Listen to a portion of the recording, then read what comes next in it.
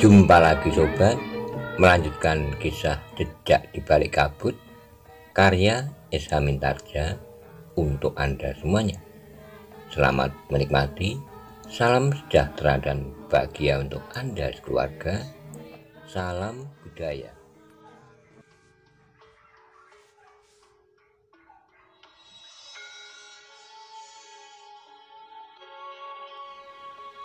Pada episode sebelumnya dikisahkan, ketika tiba di rumah, Paksi dipertemukan oleh ayahnya dengan seorang tamunya. Rupanya ia adalah perwakilan dari sebuah perguruan yang terkenal. Rupanya Paksi akan dipindahkan oleh ayahnya dari Padepokan Ki Panengah ke perguruan itu. Bagaimana kisah selanjutnya? Simak bersama-sama.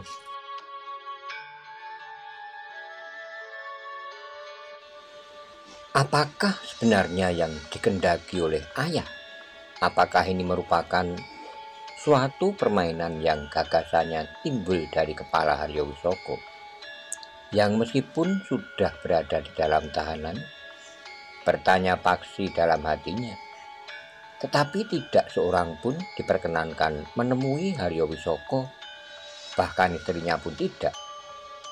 Dan seandainya demikian, apalagi sampai pada rencana pembunuhan, apakah ayah sama sekali tidak berkeberatan? Paksi pun kemudian teringat akan kecemasannya saat ia harus pergi mencari cincin itu. Pada saat itu ia pun bertanya dalam hati, apakah ayahnya memang ingin menyingkirkannya? Pertanyaan yang serupa kini telah tumbuh lagi, tetapi agaknya ayahnya telah mempergunakan cara yang lebih langsung. Namun Paksi pun kemudian berkata dalam hatinya, tidak, seandainya ayah ingin menyingkirkan aku, ayah tidak perlu membunuhku dengan cara ini, apalagi di rumah sendiri, sehingga ibu dan adik-adikku dapat melihatnya. Bukankah keberadaanku di perguruanku itu juga sudah merupakan satu kenyataan bahwa aku tidak berada di rumah? Tetapi pikiran Paksi merambat semakin jauh lagi. Meskipun aku pergi, tetapi selagi aku masih hidup, maka pada suatu saat aku akan kembali lagi ke rumah ini. Tapi bukankah di perguruan yang baru ini pada suatu saat juga kemungkinan aku pulang? Atau aku akan mati di perguruan yang baru itu dengan 1000 macam alasan? Tetapi Paksi tidak sempat merenung berlama-lama. Ia pun kemudian bersama ayah dan tamunya pergi ke sanggar di belakang. Sanggar yang bersih dan tertata rapi, namun justru menunjukkan bahwa sanggar itu jarang sekali dipergunakan dengan sungguh-sungguh. Adik laki-laki Paksi yang serba sedikit mendengar pembicaraan itu pun segera berlari menemui ibunya dan bercerita bahwa Paksi akan mengalami pendadaran ilmu di sanggar. Tetapi bukankah ayahmu juga pergi ke sanggar? Ya ibu, kenapa kau nampak cemas? Adik laki-laki Paksi itu menarik napas panjang, namun ia pun kemudian menggeleng sambil menjawab, tidak ibu, aku tidak cemas. Ibunya tersenyum sambil berdesis, bukankah pendadaran seperti itu wajar-wajar saja? Ya ibu. Adik Paksi pun tidak bertanya lagi, apalagi ketika adik perempuannya muncul dari longkangan samping. Bahkan adik laki-laki Paksi itu pun kemudian berlari ke halaman belakang. Ia masih melihat Paksi, orang yang disebut Ki Semburwangi, dan ayahnya memasuki sanggar. Ki Semburwangi yang sudah berada dalam sanggar memperhatikan isi sanggar itu dengan dahi berkerut. Dengan nada tinggi ia berkata, sanggar yang sangat sederhana bagi seorang tumenggung. Aku sendiri jarang mempergunakannya, jawab Ki Tumenggung Sarpo Biwodo. Bukankah Ki Tumenggung seorang prajurit? Ya, tetapi kesibukanku tidak memungkinkan aku berada di sanggar ini setiap hari. Ki Semburwangi mengangguk-angguk, lalu katanya kepada Paksi, "Paksi, kau tunjukkan kepadaku, apakah kau pantas menjadi murid di perguruanku?" Paksi termangu-mangu sejenak, namun kemudian ia pun menemukan gagasan untuk menghindar dari rencana ayahnya, menyerahkan kepada perguruan lain dengan cara tidak semata-mata. Kalau aku mengecewakan orang ini, maka aku akan sulit dapat diterima. Sejenak kemudian maka Paksi pun sudah melepas bajunya. Ia sudah siap berdiri di tengah-tengah sanggar itu. "Sekarang tunjukkan kepadaku bahwa kau sudah memiliki dasar pengetahuan olah kanuragan. Jika kau dapat menunjukkan yang pantas, maka kau akan dapat aku terima." Paksi masih termangu-mangu sejenak, namun kemudian Ki Semburwangi pun membentaknya, "Cepat, lakukan, kenapa kau menjadi bingung?" Paksi pun seperti terbangun. Ia pun dengan tergesa-gesa mulai melangkahkan kakinya dan menggerakkan tangannya. Dengan kasar Paksi menunjukkan kemampuannya dalam olah kanuragan, langsung tanpa memanaskan tubuh dan darahnya lebih dahulu. Tapi beberapa saat kemudian tata gerak Paksi justru mengendor. Geraknya tidak lagi cepat dan mapan, bahkan kadang-kadang ia telah membuat kesalahan-kesalahan. Meskipun Ki Semburwangi pun melangkah mendekati Paksi, tiba-tiba saja ia tertawa sambil berkata, "Inikah murid Ki Panengah yang dipercaya oleh Kanjeng Sultan Hadiwijoyo serta Ki Gede Pemanahan untuk membuka sebuah perguruan bagi anak-anak para pemimpin Pajang?" Paksi pun tiba-tiba berhenti dan bergeser surut. Dengan kepala tunduk ia berdiri termangu-mangu. "Ki Tumenggung, kau lihat sendiri bagaimana anakmu ini menunjukkan kemampuannya setelah berguru sekitar 3-4 tahun. Tetapi Ki Tumenggung nampaknya mengetahui cara Paksi untuk menolak agar ia tidak dipindahkan dari perguruannya yang lama.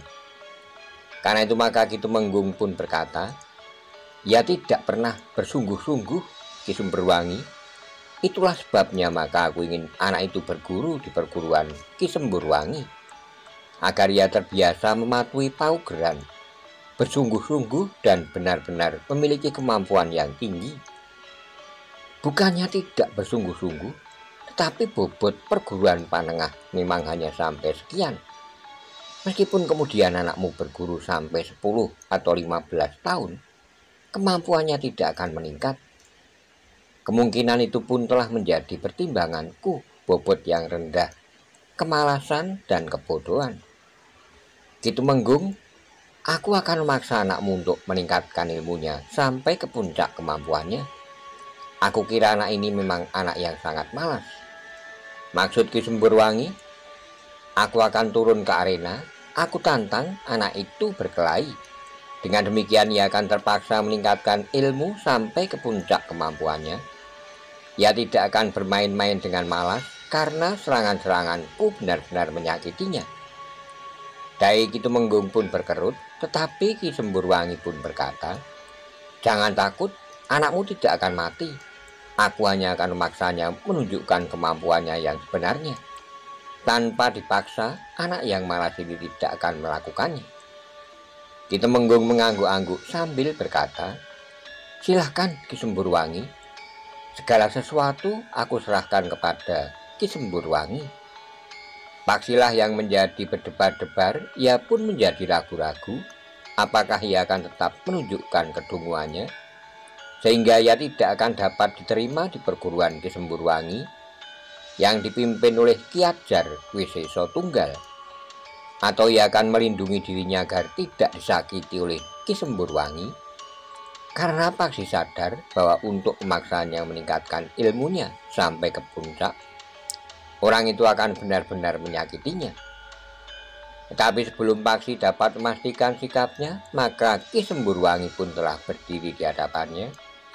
Tanpa menyingsingkan kain panjangnya, ia pun berkata, "Bersiaplah Paksi, aku akan memaksamu menunjukkan kepadaku. Tataranmu tidak akan dapat melakukannya sendiri tanpa dipaksa dengan kekerasan." Paksi berdiri termangu-mangu. Namun tiba-tiba saja di luar dugaan Paksi, orang itu telah menjulurkan tangannya langsung ke arah dada Paksi.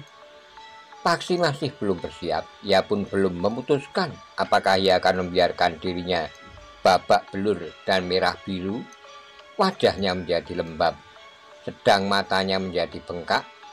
Apakah ia harus melawan? Namun jika ia harus melawan, maka ia harus menunjukkan kemampuannya yang sebenarnya. Dalam kebimbangan itu, pukulan tangan Ki Semburwangi pun ternyata mampu mengenai sasarannya. Pukulan itu cukup keras, tetapi sebenarnya masih mampu diatasi oleh daya tahan Paksi yang tinggi. Namun ternyata Paksi membiarkan dirinya terdorong surut selangkah dan kemudian terbuyung-yung jatuh di tanah. Ki Semburwangi itu berdiri tegak dengan kaki renggang. Dipandanginya Paksi dengan bibir yang seakan-akan tercibir. Dari mulutnya terdengar orang itu berkata, "Bangkit, murid Panengah, inikah ukuran keberhasilan perguruanmu itu?" Jantung Paksi menjadi panas. Tiba-tiba saja ia mempunyai gagasan baru.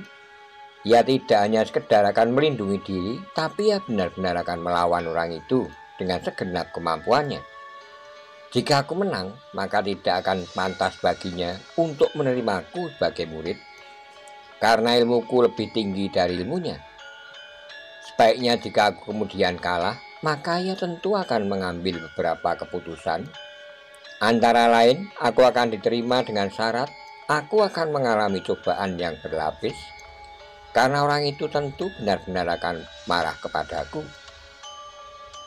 Tetapi Paksi tidak sempat berpikir lebih panjang. Terdengar Ki Semburwangi berteriak lagi, "Bangkit, murid Panengah!" Paksi pun kemudian berusaha untuk bangkit. Sementara Ki Tumenggung Sarpo Biwodo berkata, "Paksi, hanya itulah yang kau miliki. Telah kau berguru." Paksi tidak menjawab, tetapi tiba-tiba saja ia cenderung untuk melawan dan bahkan mengalahkan Ki Semburwangi jika mungkin. Karena Ki Semburwangi tentu juga seorang yang berilmu tinggi. Ia adalah seorang yang mendapat kepercayaan dari orang yang menyebut dirinya Ki Waseso Tunggal yang memimpin perguruannya. Jika ia ternyata kemudian kalah, apa boleh buat? Tetapi sama sekali tidak terbersit niatnya untuk meninggalkan perguruannya. Sejenak kemudian Paksi pun telah berdiri di hadapan dengan Ki Semburwangi. Meskipun Paksi telah bertekad untuk melawan sekuat-kuatnya, namun ia tidak dengan serta-merta meningkatkan ilmunya sampai ke puncak. Ia harus menjajaki kemampuan lawannya untuk menentukan sikap terakhirnya. Karena itu, maka Paksi pun mulai melawan Ki Semburwangi dari tataran yang paling sederhana, mengimbangi tataran ilmu Ki Semburwangi. Karena Ki Semburwangi memang menganggap Paksi baru memiliki dasar-dasar kemampuan olah kanuragan. Ketika kemudian Ki Semburwangi menyerangnya lagi, Paksi sudah siap untuk menghindar, sehingga serangan Ki Semburwangi tidak mengenai sasarannya. Ki Semburwangi justru tertawa, katanya, "Ternyata kau tangkas juga, kau mampu menghindar seranganku." Paksi tidak menyaut, tetapi ia pun sudah bersiap menghadapi serangan-serangan berikutnya. Ia sadar sepenuhnya bahwa Ki Semburwangi tentu akan meningkatkan tataran ilmunya, selapis demi selapis. Sebenarnya lah ketika beberapa kali serangan Ki Semburwangi tidak menyentuh tubuh Paksi, maka Ki Semburwangi pun telah meningkatkan kemampuannya. Serangan-serangannya menjadi semakin cepat dan keras. Paksi tidak ingin langsung mencengangkan Ki Semburwangi. Selagi tataran gerak Ki Semburwangi masih sederhana, maka Paksi pun sekali-sekali membiarkan dirinya dikenai serangan Ki Semburwangi. Ketika kaki Ki Semburwangi terayun menyamping, maka kaki itu telah mengenai lambung Paksi. Tubuh Paksi pun terdorong beberapa langkah surut. Nampaknya Paksi hampir saja kehilangan keseimbangannya, tetapi Paksi mampu bertahan dan tidak terjatuh di lantai sanggar. "Bagus," Ki Semburwangi memuji. Namun serangan-serangannya pun kemudian datang beruntun. Paksi sama sekali tidak mengalami kesulitan, tapi ia tidak menunjukkan kemampuannya itu. Beberapa kali Paksi melompat surut mengambil jarak. Kemudian Paksi pun seakan-akan memperbaiki kedudukannya yang menjadi sulit. "Mari anak muda," berkata Ki Semburwangi, "tunjukkan kemampuanmu sebagai murid Panengah." Paksi tidak menjawab, tetapi ia pun mencoba menyerang Semburwangi. Namun serangannya sama sekali tidak mengenai sasaran. Dengan tangkasnya, Ki Semburwangi melompat menghindar. Ketika Paksi memburunya dan menyerang dengan ayunan tangannya menyamping, maka serangan itu telah ditangkis. Namun benturan yang terjadi memang agak mengejutkan Ki Semburwangi. Tenaga anak muda itu terasa berat menekan. Tetapi bagi Ki Semburwangi, tekanan itu hanyalah satu kebetulan. Ia pun yakin bahwa tangan Paksi tentu juga terasa sakit oleh benturan yang terjadi itu. Setelah beberapa saat Ki Semburwangi menjajaki kemampuan Paksi, maka Ki Semburwangi pun berniat untuk memaksa Paksi mengerahkan kemampuan puncaknya, kemudian meruntuhkan kesombongan anak muda itu dan memaksanya berlutut di hadapan serta berserah diri. Karena itu, maka Ki Semburwangi telah meningkatkan ilmunya pula. Ia benar-benar ingin menunjukkan kepada Paksi bahkan kemampuan Paksi yang telah disadapnya dari Ki Panengah itu bukan apa-apa bagi dirinya. Paksi merasakan peningkatan ilmu Ki Semburwangi. Karena itu, maka Paksi pun telah meningkatkan ilmunya pula untuk mengimbangi kemampuan Ki Semburwangi. Dengan demikian, maka serangan-serangan Ki Semburwangi kemudian telah menggelisahkannya. Paksi pun nampaknya justru menjadi semakin tangkas. Tingkat ilmunya yang lebih tinggi itu tidak menekannya dan menyusutkannya dalam kesulitan. Tapi anak muda itu rasa-rasanya justru menjadi semakin tegar. Ki Semburwangi menjadi gelisah. Ia memang belum sampai ke puncak ilmunya.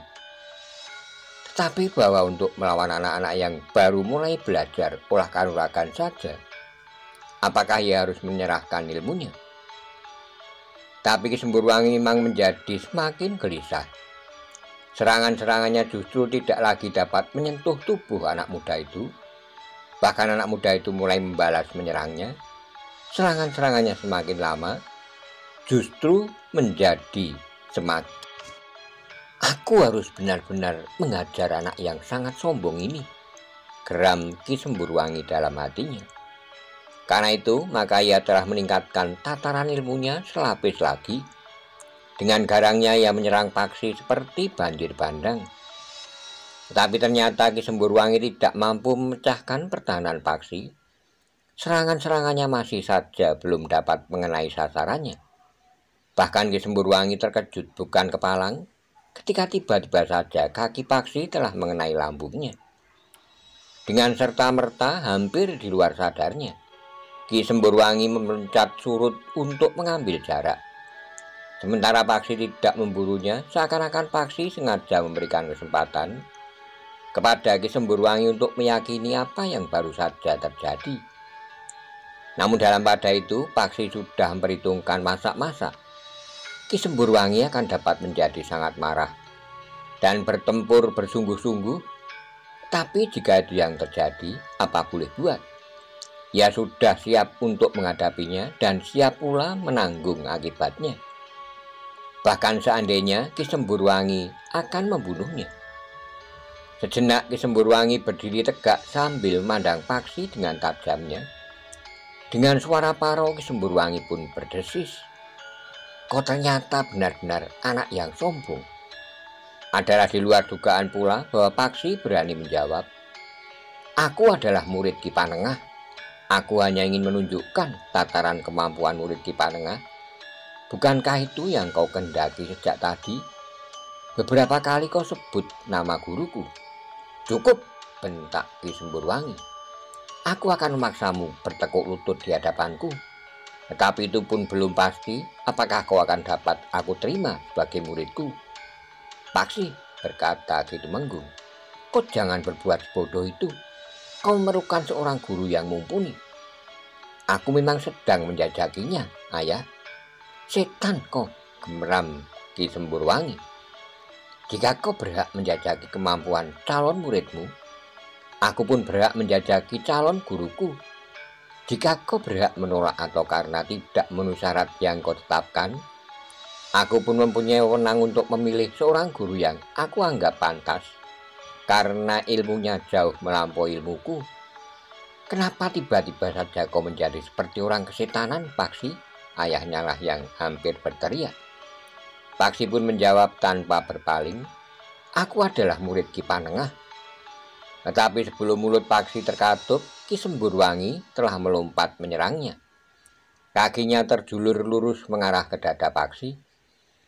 Namun Paksi sudah siap menghadapinya.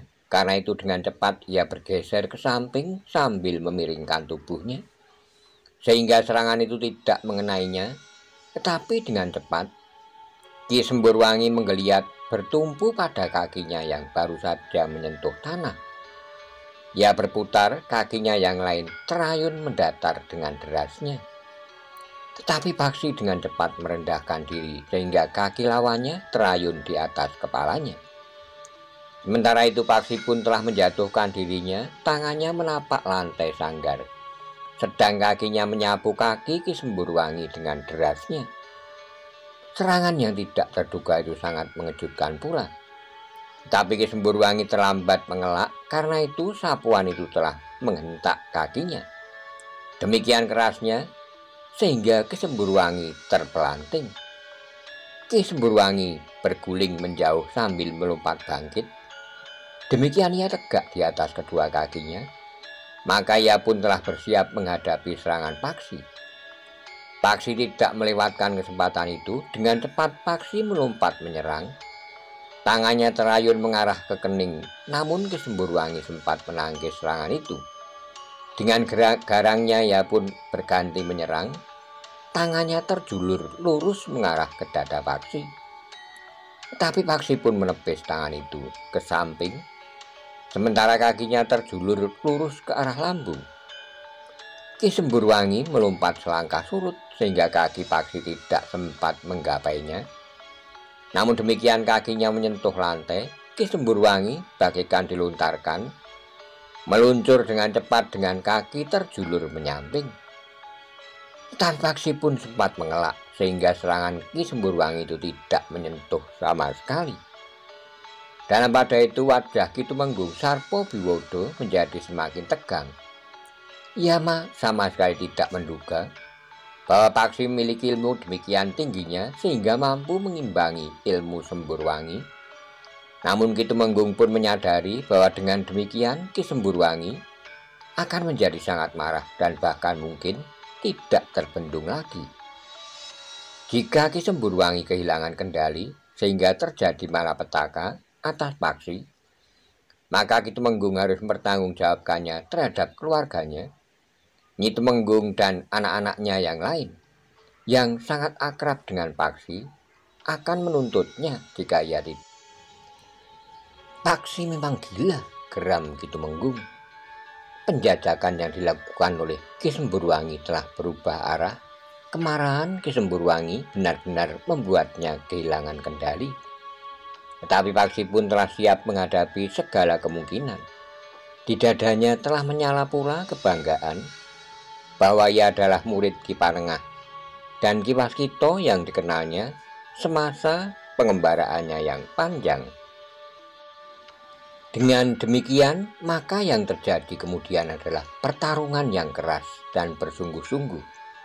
Ki Semburwangi tidak lagi mengekang dirinya apapun yang bakal terjadi dengan Paksi, seorang anak muda yang semula ditilitnya, apakah ia akan dapat diangkat menjadi muridnya. Namun yang terjadi kemudian adalah pertempuran yang sebenarnya. Paksi memang tidak mau mengalah.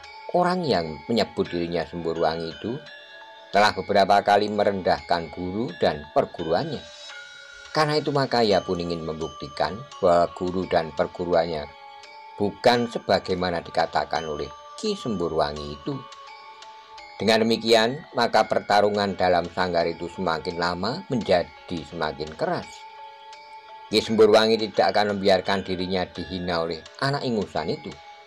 Namun Paksi pun tidak mau kehilangan kebanggaannya atas guru dan perguruannya. Dengan demikian maka Ki Semburwangi pun telah mengerahkan ilmunya untuk segera mengatasi lawannya yang masih sangat muda itu. Bahkan Ki Semburwangi tidak menghiraukan lagi seandainya anak muda itu terbunuh dalam putaran yang seharusnya tidak lebih dari sebuah pendadaran. Paksi pun merasakan betapa udara di sanggar itu serasa menjadi semakin panas. Ki Semburwangi bergerak semakin cepat, tangannya seakan-akan tidak lagi hanya sepasang, tetapi beberapa pasang serangannya datang beruntun dari tangan yang seakan-akan menjadi beberapa pasang itu. Tetapi Paksi tidak membiarkan dirinya dilindas oleh kemarahan lawannya. Serangan-serangannya pun menjadi semakin kuat pula.